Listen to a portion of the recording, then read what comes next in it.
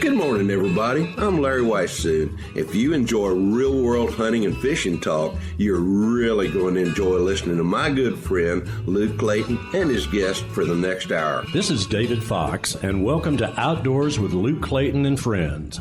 Luke has been a recognized outdoors writer for the past 3 decades and writes for a host of outdoor publications. Luke pens a weekly newspaper outdoors column that appears in over 40 Texas newspapers. Luke is on the pro staff of Pyramid Air, your one-stop shop for everything air gun related. Smoking techs, electric smokers, feel free to contact Luke through his website, catfishradio.org. Now let's join Luke and his guests for this week's show. Well, thank you guys for that nice introduction, and it is once again time to visit with our friend, Mr. Whitetail, Larry Weishuhn. Larry, you're back, recouped from your jaunt down to Atlanta to the Dallas Safari Club convention and getting back into the Texas mode, I reckon, about right now. You're right. Of course, the DSC convention in Atlanta was absolutely fantastic. And had a chance to visit with so many new friends, old friends, and spend a lot of time drooling over places I'd like to go and things I'd like to own. But, you know, it was a great time, and we're looking forward to the next one. We're looking forward to our DSC Foundation Gala, which will be in the Gaylord, Texan there in Grapevine, July 23rd, 24th, 25th. But need to thank DSC for everything they do, which is conservation education and advocacy. Hornady had a chance to visit with Mr. Steve Hornady and Neil Davies and a bunch of guys out there in Atlanta. And of course, they're always accurate, deadly, dependable ammunition. Health Vision guys were there. Doc,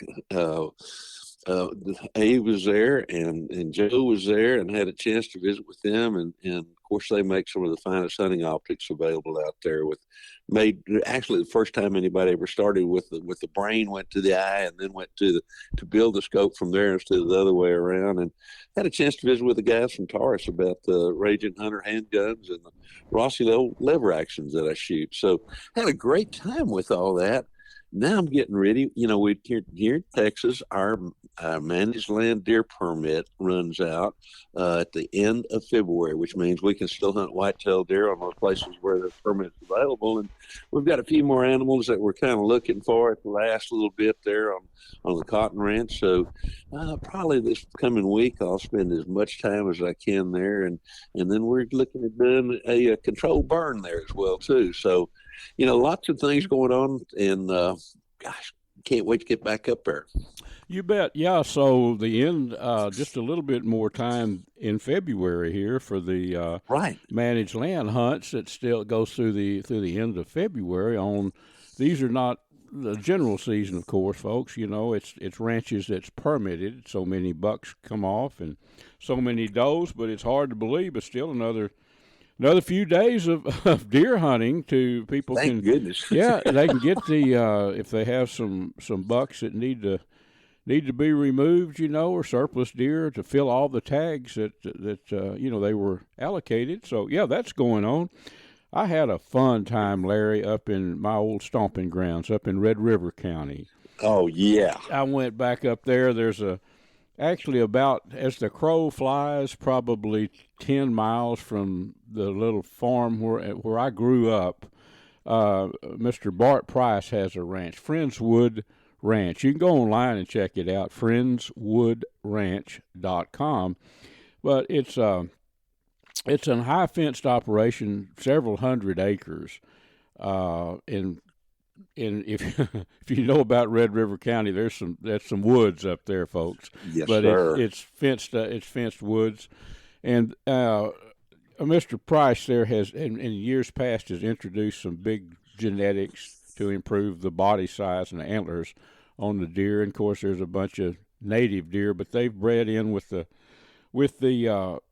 high genetic, I'll say, deer, and we saw some of them already dropping their antlers. We saw some big old bucks with no antlers, 2 or 3 of them, but we also saw some big bucks with antlers. So that's a good place to look ahead. It's yes, it is a big high fence. I think nowadays a lot call them estate hunts, but trust me, It's hunting just like any Red River County hunting is. It's some pretty remote, wild bottomland, some hilltops with pines, that kind of thing up there. But yeah, folks, Larry, folks can check that out, friendswoodranch.com, and they're booking hunts. They've got some openings, he told me, for next fall. I'm going to go up and hunt deer with them probably in October of this year, So, yeah, thumbs up on that. That's a new hunting destination that I discovered. Great lodge there, and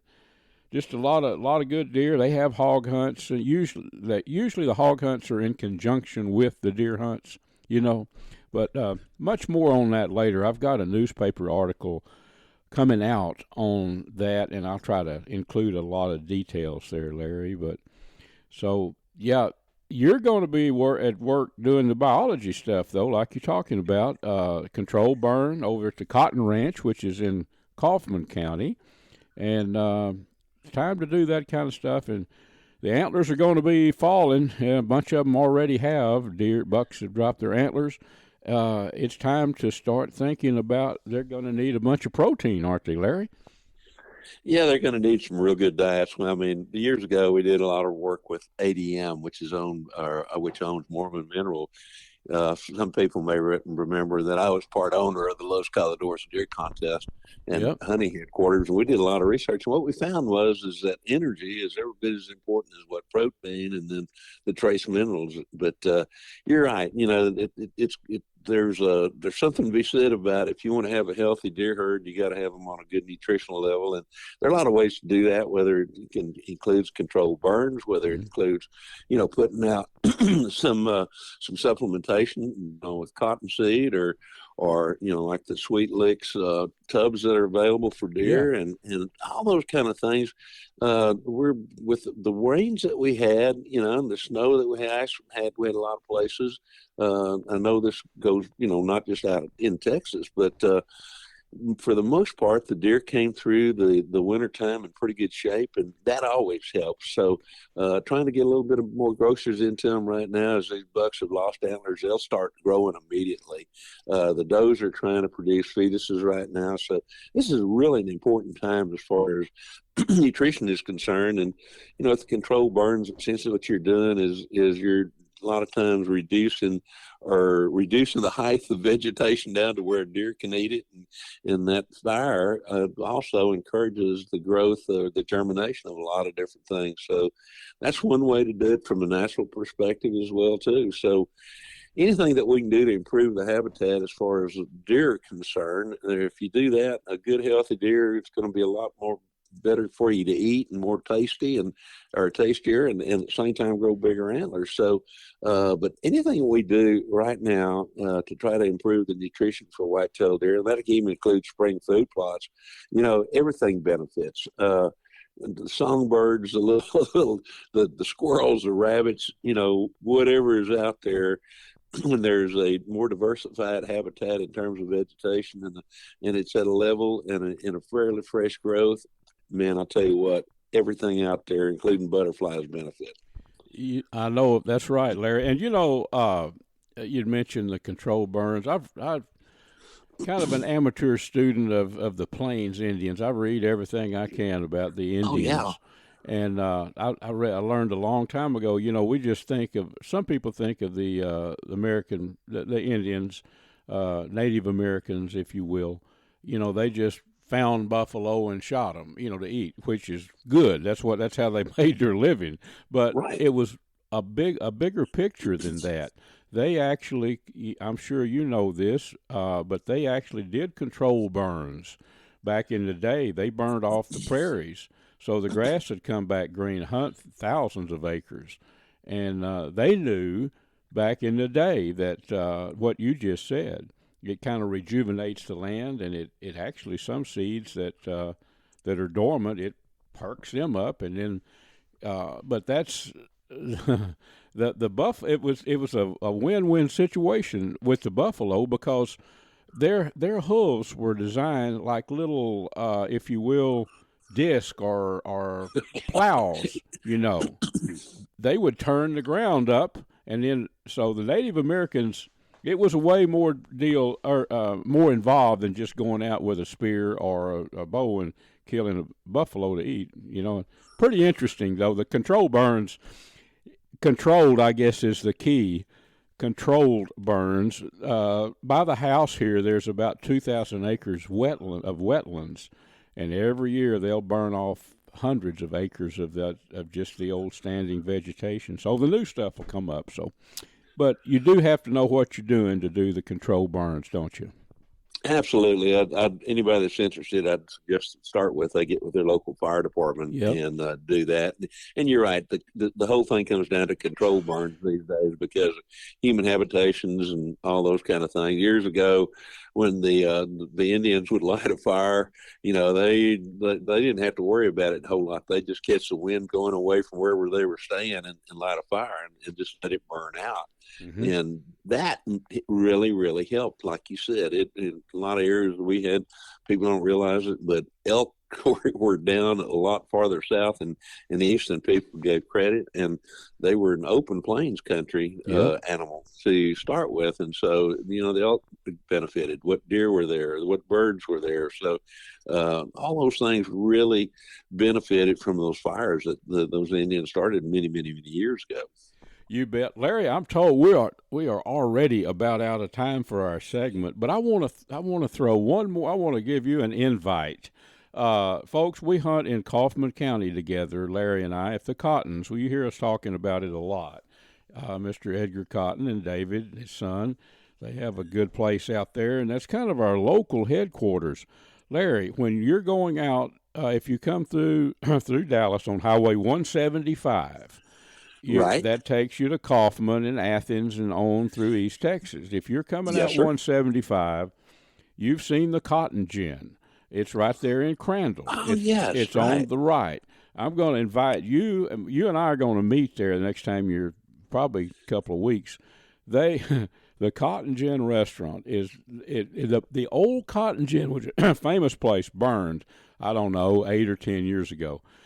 It's been rebuilt. And it's actually, they have a bar, they have an outdoor venue, and they have the best chicken fried steak that you and I would be challenged to cook one any better. But we're going to stop at the Cotton Gin next time you're up this way, and maybe even organize a little event sometime in the early summer where people can come and visit with both of us, and but I want you to know about that place. And Larry, I tell you, I hate to rush us, but we are out of time. Be safe in your travels, and I'm looking forward to me and you getting together here at the Cottons, and maybe I can learn something about the control burn, or maybe I can help. I'll be out there with you. I'm looking forward to it. Well, friends, Mr. Larry Weishuhn is going to tell you about the finest hunting optics that we have ever found. Luke, these are called Stealth Vision. They come from Crockett, Texas. Dr. John McCall developed them. They're 34-millimeter tubes as opposed to the narrower tubes, so more light transmission. They have a little green light that comes on. That scope is level because that's when you want to pull the trigger. They have an optional lighted reticle as well too, and a whole lot of other products. And folks can learn more about them by going to stealthvision.com.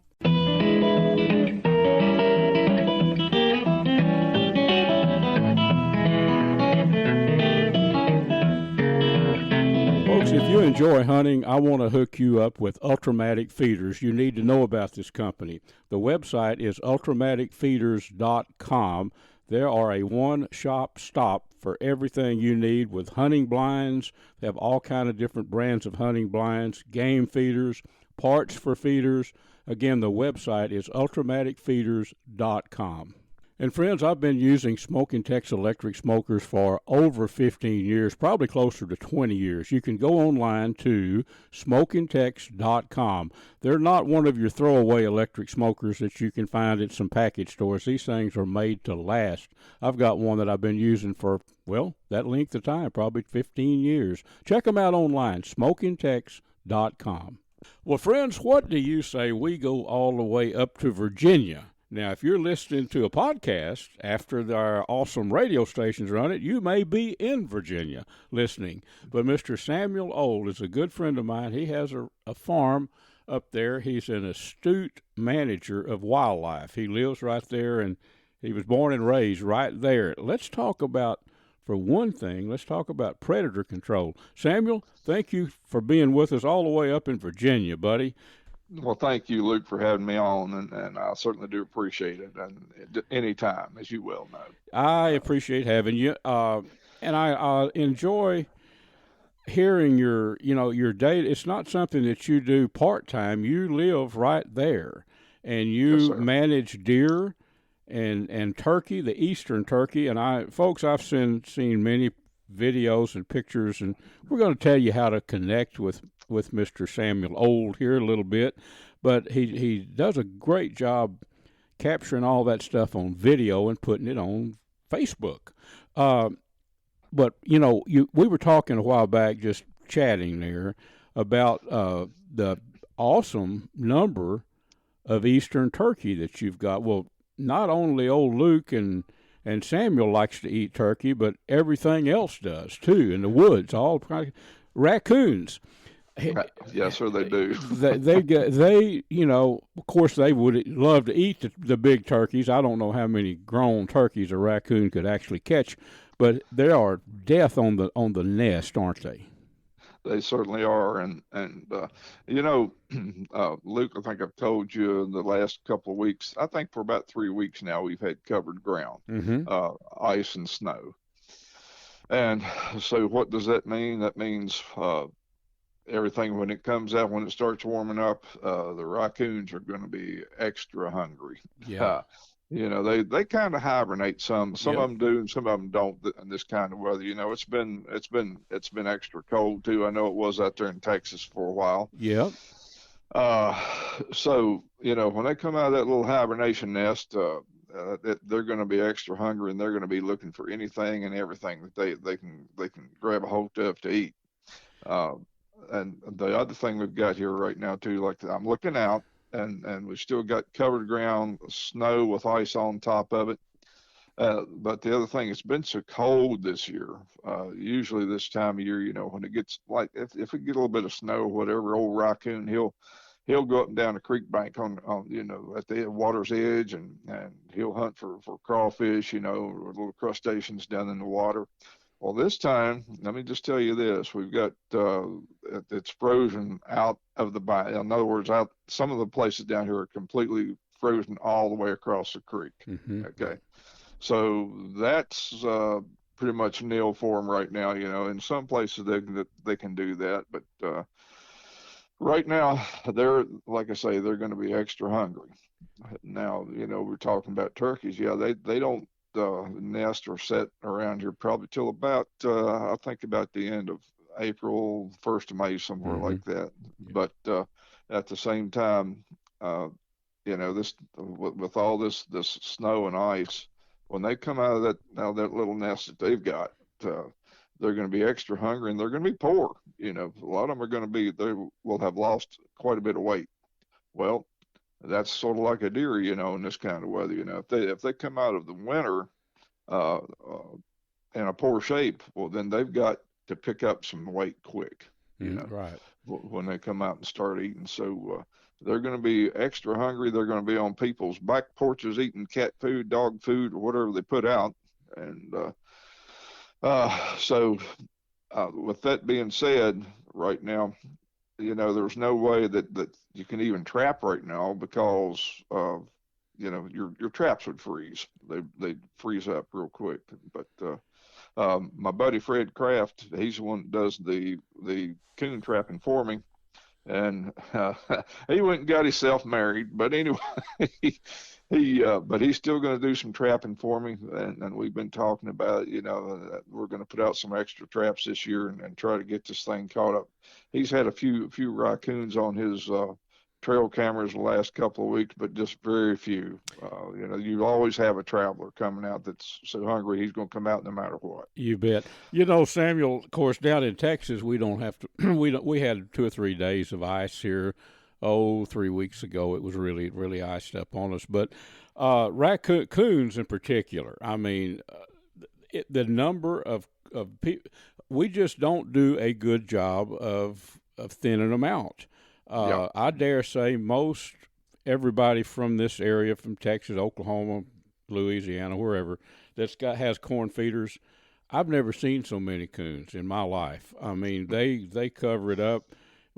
They're pretty smart critters, you know. They know to come out there, that they'll wear that corn out. So, and a lot of us hunters, I'm hunting hogs tonight actually, and I can almost guarantee you, the first things that I'm going to see, I'm going to set back probably 50 yards from a corn feeder. And I can guarantee you, I use a thermal. I've got a thermal monocular. I'll be looking out there 300 or 400 yards. I'll start seeing those coons come out of the trees, hit the ground, and I know where they're coming. They're coming right for that corn. But what am I going to do? I'm looking for pork, you know? So I'm going to sit there and watch, I dare say, 3 to 6 raccoons eat corn, and then probably about an hour and a half after dark, maybe an hour after dark, here comes the hogs, and they'll push those raccoons out of there. But those same coons are this area. I live in Kaufman County, which is southeast of Dallas, and this area, it's on the fringe of the Rio Grande and the eastern Turkey. Our restockings here in East Texas of the eastern has not been stellar at all. The county that I was raised in, Red River County, was the first county stocked back in the 70s. But there are pockets, mostly up along the Red River, those counties, with good stable populations of eastern. But these turkeys here, being on the fringe area where I live, I mean right here where I live, are Rios. And I don't know, they seem, Samuel, they seem to be doing well. I don't know how they're doing well with all of these raccoons, but I can't, but somehow they see each year, that's not an official biologist talking, it's just what I see. But every winter, my buddy lives on several acres down there, and I've got feeders on other friends' land right here by the house. I see turkeys. I don't know. But I do know that if we could thin these, if we would just do it, we know how to do it, to thin these raccoons out, it would be a big help. And one thing I want to mention, too, while we're on the subject of predators, is the red, folks, Samuel, and he probably can tell you how to find this on Facebook here in a minute, a red canine. It mostly looked like a coyote, but it was red, and it definitely didn't look like a dog, you know. So I just wonder, you know, the bloodline, what that really was. But coyotes, you have to take care of those too. Now, I'm probably getting ahead of myself a little bit, but here in Texas, we're talking about the raccoons being such a threat to the turkeys. I think I have witnessed this several times. This is birthing time for wild hogs. They have pigs year-round, Samuel, down here, you know. But right now, every sow in the woods either has pigs on the ground or she's bred. There's tons of pigs. And I have seen these coyotes working these hogs, and actually watched them come in, 2 or 3 coyotes, and grab a pig and run off, and the sow will chase them just a little bit, but she'll go right back to the pigs because there's more coyotes. So, but maybe that's took a little of the pressure off the deer and the turkey, but we need somebody that's got to thin those coyotes, because there's no other predator out there that will, you know. Yeah, well, you know, if thinking about the all three, the pigs and the deer and the turkeys, I believe if I was a coyote, I'd go for pigs too. Pork, yeah, go for pork. They're pretty much vulnerable. All he's got to do is just sort of lay down beside the path. He knows where they're coming from, and grab one, and buddy, he hauls out of there. That sow's not going to catch him. No, you know what? We need to take a break, Samuel, but I want you to come back. We're going to come back. And I want to describe to you what I've witnessed on these coyotes, how they're pretty smart animals. Folks, stick with us. Mr. Samuel Old is going to stick with us here, and we're going to be right back. We'll talk some more predator hunting. How about that? Well, friends, if you find yourself on Highway 175 heading southeast out of Dallas toward Kaufman and Athens, East Texas, you'll pass right by Crandall, Texas. Well, don't pass by. Exit right there. You'll see a big sign, Cotton Gin Restaurant. Whip in there, order you a chicken fried steak or one of the awesome items on their menu. They have live music at times on the weekends, an outdoor venue. It's just a great, fun place with some awesome food. You can go online to cottongincrandall.com and check them out. You'll probably see old Luke chowing down on a chicken fried steak when you get there. Big Sam left Seattle in the year of 92 with George Pratt, his partner, and brother Billy too. They crossed the Friends, this segment is made possible by Platinum Cadillac and Chevrolet in Terrell, Texas. Stop by and visit with my buddy Mr. Justin Rudd and his team of experts and let them put you in a new Chevy pickup or a Cadillac or whatever you might be in the market for. Also, the Choctaw Hunting Lodge up in southeast Oklahoma.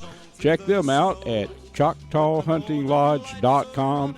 Also made possible by Pyramid Air, your one-stop shop for everything airgun related. Well, friends, thanks for sticking with me. We are back with Mr. Samuel Old, and I was describing what I've seen several times. Samuel, what happens with these hogs? The sows will have pigs, and there may be a sounder of hogs, 2 or 3 sows that may have a total of 20 pigs. Who knows? But I've seen this several times. 3 or 4 coyotes will come in, and they'll start work in the perimeter. Well, those sows will get nervous. They know what's about to happen.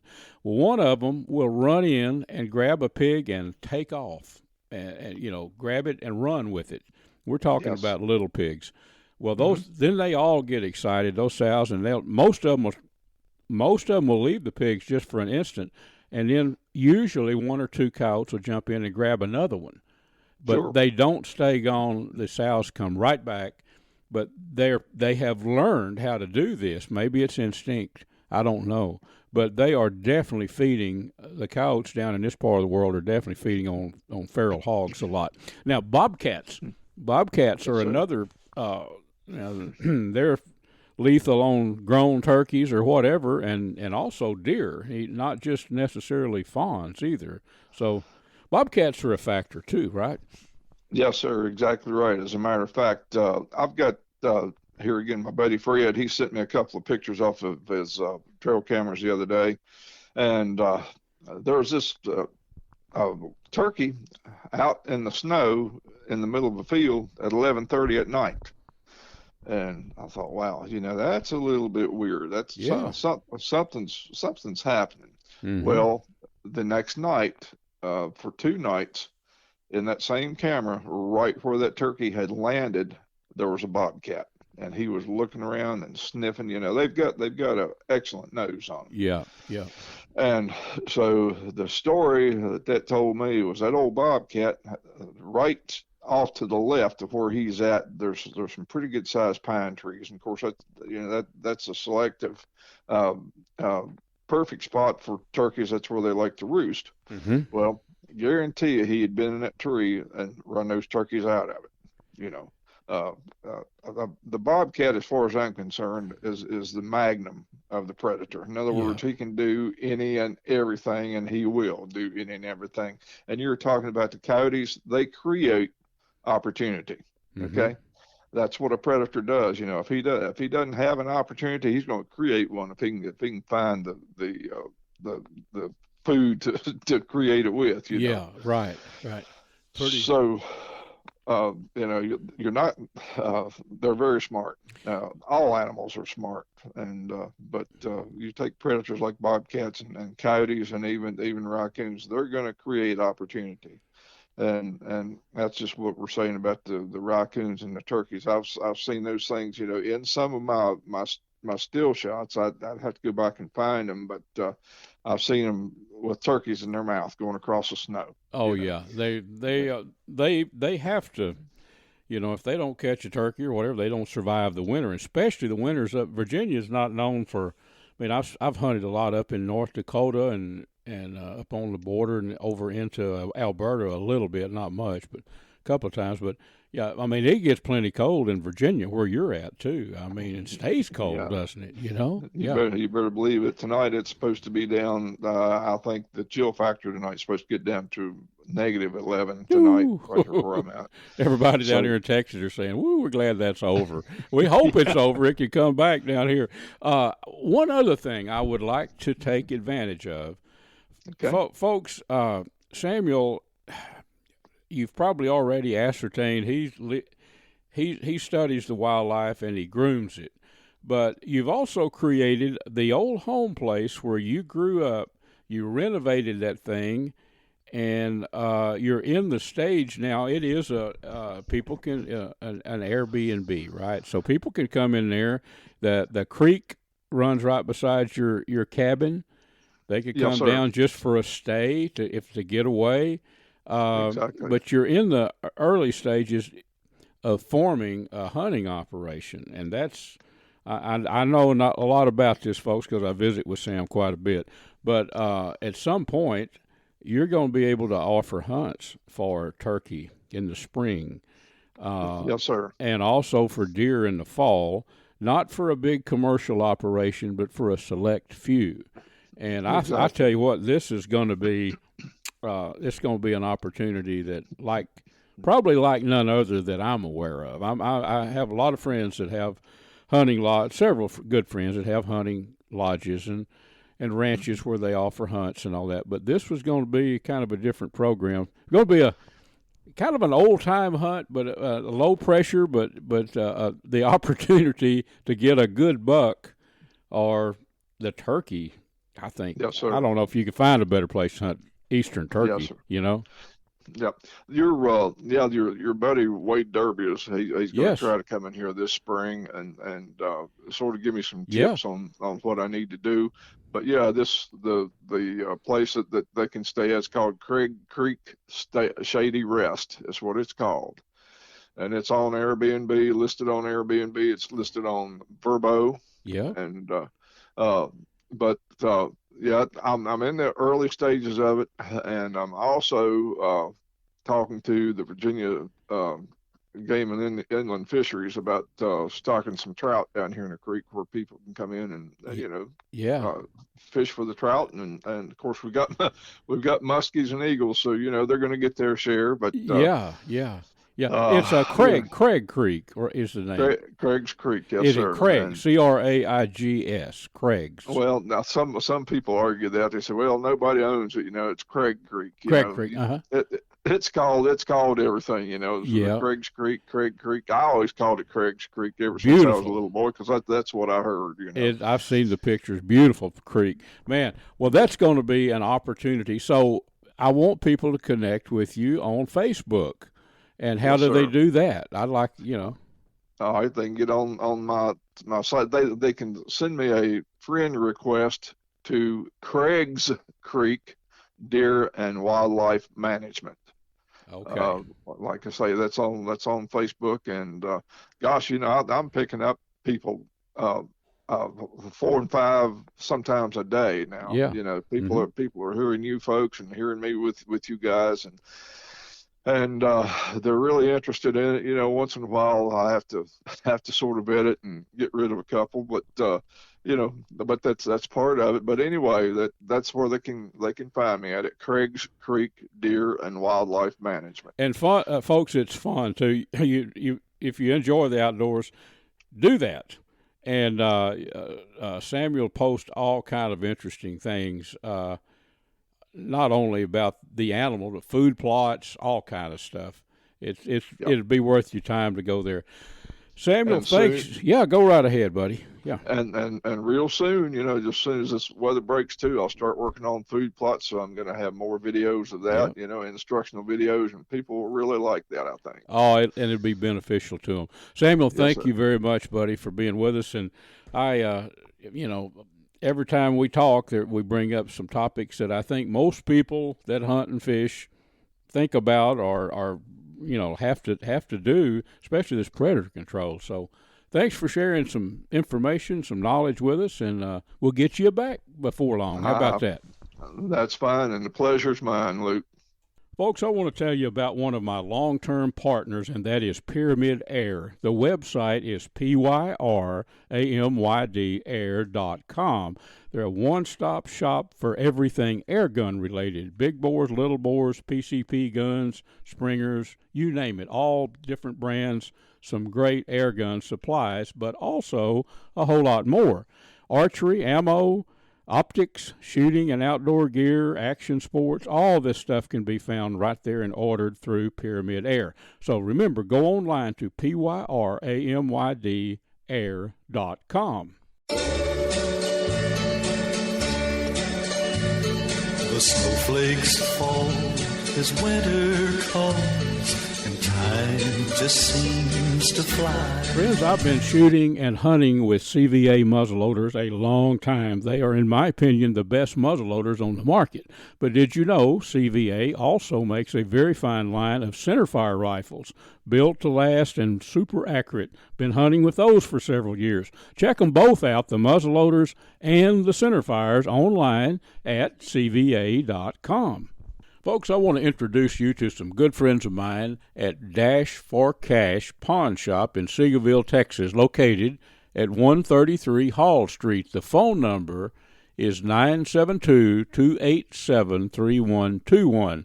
Go by there and talk with Gary or Randy, the owner. They're great people. They've got some great prices. Again, that's the Dash for Cash Pawn Shop, Seagoville, Texas, 972-287-3121. Well, friends, we have talked a bunch of hunting, deer and turkey management today. Let's talk fishing. It's time to talk fishing. Mr. Chris Webb guides down at Cedar Creek Lake. I know most of you listening on the radio knows exactly where Cedar Creek Lake is. It's southeast of Dallas, 40 minutes maybe. But if you're listening to a podcast somewhere, that's where Cedar Creek is. Now, Chris guides for just about everything there at Cedar Creek, but right now what's going on is some red-hot crappie fishing in the creeks. Chris, I think that's exactly what we want to talk about, right? Yes, sir. Yeah. You've been killing them, in you and your clients. I think it would be helpful to tell why the crappie are in the creeks in actually late winter, but the weather has been warm. So why do they get in there? That would be a good question, I think. Absolutely. So we're basically targeting their spawning grounds. This first wave of fish that we're catching in there is kind of from the January full moon. Mm-hmm. And most of the fish we're cleaning are already 90% spawned out, or they're still leaking eggs in the process. So this wave that's up in there right now, they're in there to spawn. That's it. So they're some of them as early as, this started in the first week of February, actually. Yeah, we were catching them mid-January, just right before the freeze, and then the freeze, it didn't hurt them as bad as you think it would in that shallow water. They were still in there determined to get it done. Yeah, they had to get it done, didn't they? Absolutely. So this pattern, fishing the creeks, Cedar Creek Lake, of course, your home lake, it's working. But how about somebody listening on another lake? I mean, it's a pattern. I've know that it works wherever there are crappie. So absolutely, yeah, people can take advantage. What we're targeting is clean, sandy bottoms. Mm-hmm. And a lot of our creeks are so shallow right now. So Cedar Creek's right at 4 foot low. Yeah. It's kind of tough to find the right setup that the fish are looking for, but where we're finding them is going to be in the big bends, the big S turns, where the bank's kind of washed out and you're finding a little bit deeper water, and then finding some clean bottom. You'll notice as you walk that creek bank, a lot of those areas will have where the leaves have fallen into the sand and they'll get stuck in the bottom. Yeah. And they start to decompose, and they really don't like those areas. It needs to be a nice little clean area is where you'll find them. Very good. So you're not really necessarily targeting structure like a blow down treetop or something like that. Obviously you're going to catch your fish on the structure, but I'd say 90% of the fish we're catching are relating to that ditch. They're relating to that little bit of deeper water out there in the middle of the channel. Okay. So don't be afraid. Don't think you have to be fishing right up against the bank where you may see a little brush or cover. Go ahead and throw on out in the channel, right? Absolutely. Yeah. You'd think we were out there in no man's land. Yeah, and that's where they are. For instance, the water, I'm going to guess, would the water be, I don't know, 5 to 8 foot deep in the middle of most of these creeks? The holes we're catching them in probably more like 3 to 4 foot. Okay. Yeah. And that's probably some of the deepest little areas of the creek. Everything else is just kind of 10, 14 inches. Yeah. Yep. And we're finding them in the pockets. In the pockets, right. Yes, okay. Sir. So let's talk about, I know for a fact that if you had a minnow under a cork, you'd catch them. Now, they would hit that. But I have also had good luck, not in that exact scenario, but put a jig under a floater and throw it out and roll it and stop it. And I've caught crappie like that. So how are you doing it, Chris? the jig, roll it and stop it. That's it. Just letting it dead still, and that jig is killing them. Well, we always try the minnow to make sure it's not better than the jig bite. Yep. And look, I guarantee you, 7-1 on the jig. Good. It's almost like not having that movement right now is key. Okay. Tell us how you would say you found the good clean bottom and you got your deep water. And you're going to cast it out. Are you going to have how deep would you have the jig? So normally early in the morning, if the sunlight's still kind of low penetration, we're probably fishing at 12 to 14 inches. Mm-hmm. And then if we have a day with no clouds and that sun kind of gets up, we'll move it down to about 18 to 20. Okay. And I'll tell you, all I'll do is walk up on that bank. And obviously, if you see the structure, you're going to want to start over there by the stump or whatever. Mm-hmm. Yep. Just kind of, I'll throw it out there 10 to 20 seconds without moving it, kind of bump it a time or two, move it 2 or 3 inches, let it settle back down, and then just kind of fan cast that little area of the creek.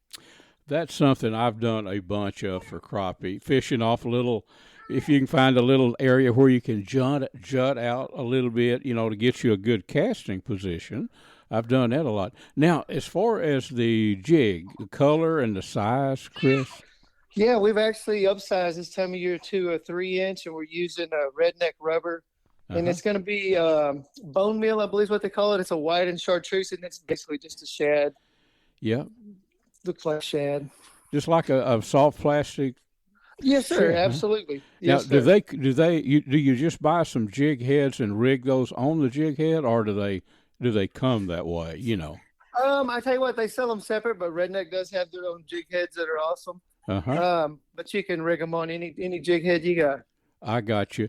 And so about, say if a guy had an 1.5 to 2 inch, that's a bigger one. That's pretty good sized bait for crappie. Yeah, absolutely. Isn't it? Yeah, you want them to be. You would be amazed. Those crappie that are in there, even the 10, 11 inches, they're full of 4 or 5 inch shad. So they're eating some big baits right now. Oh man, okay. Yes, so sir. This is not the time to be thinking 130. You don't have to hair jig finesse them, no. This is the type when I can catch fish, Chris. I'm looking forward to getting with you down there, and I've talked to Jeff Rice, who's our videographer for the show that's on Carbon TV. It's called A Sportsman's Life. I think you might have watched it a time or two, but absolutely. That would be some great information that we can go in depth on my newspaper column. Give folks some real tips. This would work. There's how far up from the mouth of, say, the creek, where the creek hits the lake, about how far up? So normally on a full pool year, this creek we're fishing would probably run back a couple miles, but right now with it being 4 foot low, the creek only goes probably, half to 3/4 of a mile, and we're finding these fish probably a 1/4 mile off the main lake. Okay. The reason I ask, I've got a good friend that I don't know if on your particular lake, Becker Bottoms, that's Cedar Creek, runs right beside his land. He's got about 1,200 acres, a good friend of mine there. And I'm just wondering if we might try, but that's a pretty good Becker there in Kaufman County, pretty good ways from the main lake. That probably would be too far, I bet. No, I tell you, just depending on if he has water. Yeah. I have seen years where people are catching those fish 19 or 20 miles north of the lake up the creeks. It's amazing. Cedar Creek, it's a pretty good, I'm quite sure there's a lot of water up in that area. Might be worth a try, Absolutely. Yeah. If he needs me to go check it out for him, I'll help you. Well, you know what? We might want to do that and just get back on he's got a couple of big side-by-sides, and I don't know that the crappie would be there, but it sounds like it's a very likely possibility, right? That's it. You never know till you go try. Yeah, you bet. Well, Chris, I appreciate you taking the time to give us this. This is an event, and then before the white bass get up in there, we're probably going to need some rainfall, don't you think, to trigger that? Very, very quickly. Yes, sir. Because they're loaded up with eggs too. The white bass or yellow sand bass are, Yes, sir. Well, how do someone that wanted to come and catch, some crappie with you? What's a good number or something, a way they could find more about what you're doing, Chris? Yeah, you can call or text me, 903-275-3253. Or you can find me on Facebook, Chris Webb's Guide Service, or just Chris Webb. Chris Webb, yeah, just Google Chris Webb Guide Service or on Facebook. Well, Chris, thank you, buddy. I know you've been real busy putting people on these limits of these fish the last week, and I'm sure this coming week you're going to be busy, but maybe we can get slowed down in a week or two, and I'll get down there with you and get in on some of this fun action. How about that? Look forward to it, buddy. Let's make it happen. Folks, that about wraps our show up for this week. I've enjoyed being with you, and I hope you've had a good time, too. And, folks, we're also brought to you by the Choctaw Hunting Lodge up in southeast Oklahoma, located about, 45 minutes west of Hugo, Oklahoma, owned by the Choctaw Nation. It's about 45,000 acres of awesome mountain, country, hills, valleys, loaded with game, lots of eastern turkey, and they do eastern turkey hunts if you're looking for a spot to hunt turkey in the spring.